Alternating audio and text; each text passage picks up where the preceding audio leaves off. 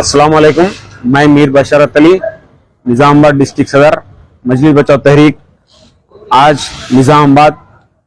Minority commission chairman साहब, अक़लियती commission chairman साहब निज़ामाबाद तशरीफ़ लाए हैं। इस ज़मन में हम लोग ने आज गेस्ट हाउस पर आकर मुलाकात किया है कि मुलाकात करने का रीज़न ये है कि निज़ामाबाद में कांग्रेस के दौरे हुकूमत ने कांग्रेस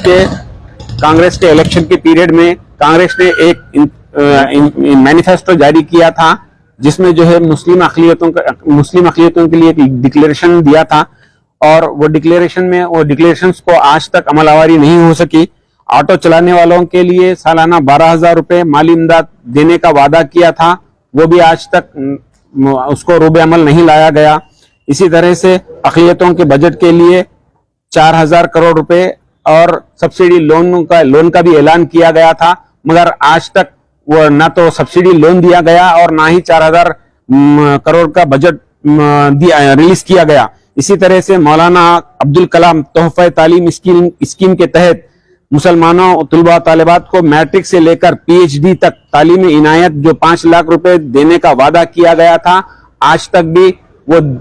उसको रूबे अमल नहीं लाया जा रहा है। इसी तरह से सचर कमेटी की सिफारिशात पर अमलावरी करने का वादा इंतखाबी मंशूर में लिखा गया था, उसको भी नजरअंदाज किया जा रहा है। इसी तरीके से सहाफियों को पेंशन और 10 लाख रुपए तक मुफ्त इलाज की सहूलत और इंतकाल करने वालों को विरसा को 5 लाख रुपए की इनायत और हर सहाफी को मकान और सोसाइटी की आरजियात फराहम की जाने का वादा इस मंशूर में था, मगर वो भी इसको रूबे अमल नहीं लाया गया है। सहाफियों को आज तक ना तो उनको जमीन दी गई है, ना उनको घर के लिए मकान के लिए कोई जमीन बताई गई है, और ना ही उनको उनके इंतकाल करने वालों को 5 लाख रुपए एक्स ग्रेशिया दिया गया है। और यहाँ तक के 10 लाख रुपए का जो मुफ्त इलाज का जो मामला था, उसको भी नजरअंदाज किया जा रहा है। इसी तरीके से मौजन और इमामों को मौजनीन को हर माह 10,000 रुपए और इमाम को 12,000 रुपए माहाना देने का वादा किया गया था। वो बढ़ा के देने की बात तो दूर, अगरचे ये कांग्रेस हुकूमत इस मौजिन और इमाम के जो पैसे थे, वो पैसों को हर माहाना दिए तो बसे, हर माहाना अगरचे वो पैसे दिए तो वही उनके लिए काफी है, क्योंकि इमाम मौजनीन को 4-4 महीने 5-5 महीने तनख्वाह नहीं आ रही, जबकि गवर्नमेंट एम्प्लॉय जो ऑफिस में आके फैन के नीचे बैठ के काम करते और हर महीना 1 तारीख से लेके 5 तारीख तक उनको तनख्वाहें दी जाती है। मौजनीन और इमामों के साथ इस तरीके से का घिनौना मजाक क्यों किया जा रहा है हमें मालूम नहीं, क्योंकि जबकि होना ये चाहिए था कि अक़लियतों के लिए मौजनीन और इमामों को जिस तरह से गवर्नमेंट के ऑफिसर्स को तनख्वाहें दी जाती है, उसी तरीके से मौजनीन और इमामों को भी तनख्वाहें दी जानी चाहिए। और इसी तरीके से माइनॉरिटी डिक्लेरेशन में ये भी साफ तौर पर वाजे किया गया था कि मुस्लिम लड़कियों की शादी के लिए 1,60,000 रुपए देने का वादा किया गया था, जो कि आज तक उसको रूबे अमल नहीं लाया गया, क्योंकि 1 लाख रुपए भी जो दे रहे हैं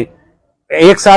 साल के बाद दे रहे हैं। और इंतखाबी मंशूर में तो ये लिखा गया है कि शादी के वक्त 1,60,000 रुपए देते बोले, जो आज तक उसको रूबे अमल नहीं ला रहे। इसी तरीके से ये साफ जाहिर हो रहा है कि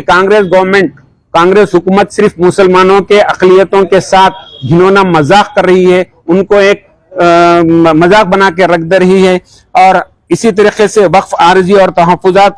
के लिए कानूनी तौर पर इसको मुस्तहकम करने का वादा किया गया था और इसको कमिश्नरेट करने का वादा किया गया था, और कमिश्नर आज तक इस वक्फ बोर्ड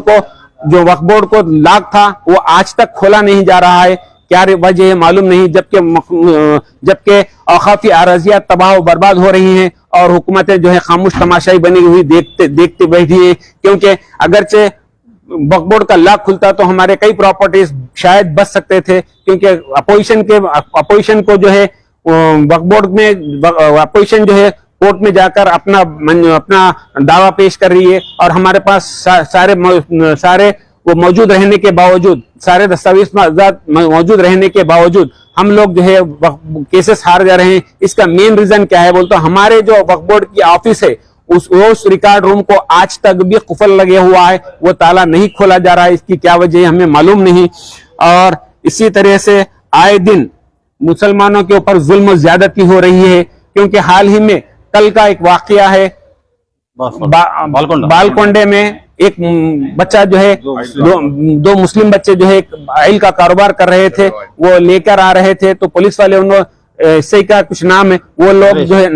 नरेश एसआई जो है उनको रोककर इतना मारा कि आज वो बच्चे जिंदगी और मौत के बीच में जूझ रहे हैं। इस तरीके से जैनूर में भी बहुत बड़ा फसाद हुआ और वहां पर आज तक के कोई मुस्लिम अक़लियती कायदीन भी वहां पर जाकर उनका पुरसान हाल नहीं है। आज उनके दुकानात बंद कर तकरीबन दिन हो चुके हैं और ना तो उनको फाइनेंशियल मदद की जा रही है हुकूमत की जानिब से, ना ही तो उनके कारोबार को खोलने दिया जा रहा है। आखिरकार ये गवर्नमेंट की हुकूमत में क्या हो रहा है हमें मालूम नहीं। सिर्फ इंतखाबी मंशूर में इस तरीके से वादों को सिर्फ दस्तावेजात के हद तक ही महदूद करके रख दिया जा रहा है,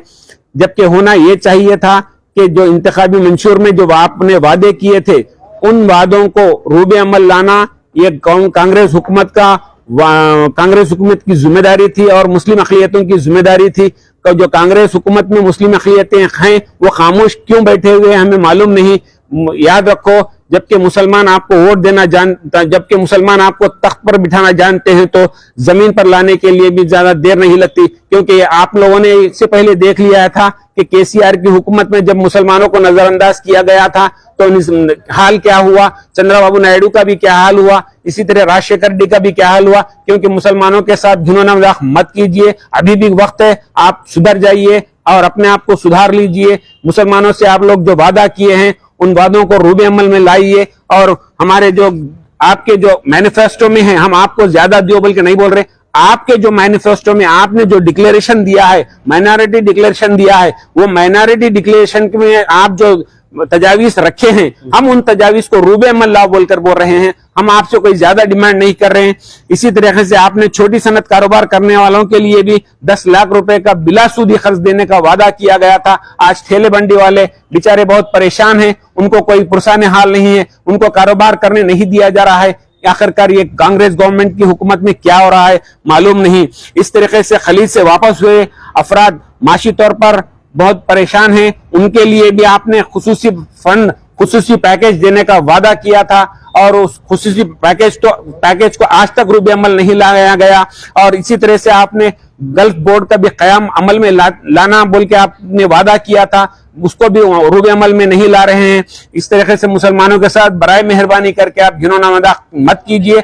लिहाजा मजलिस बचाओ तहरीक ये आप लोगों से ये डिमांड करती है कि आपके जो इंतखाबी मंशूर में जो तमाम तजावीज थे उसको रूबे अमल लाइए, वरना आने वाले कारपोरेशन इलेक्शन होंगे या पंचायत इलेक्शन होंगे।